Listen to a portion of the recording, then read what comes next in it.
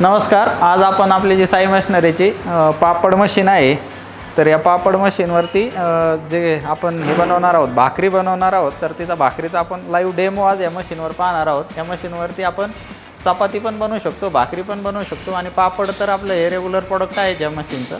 तर चला पाहूया आपण या मशीनवरती कशा प्रकारे भाकरी बनते आहे.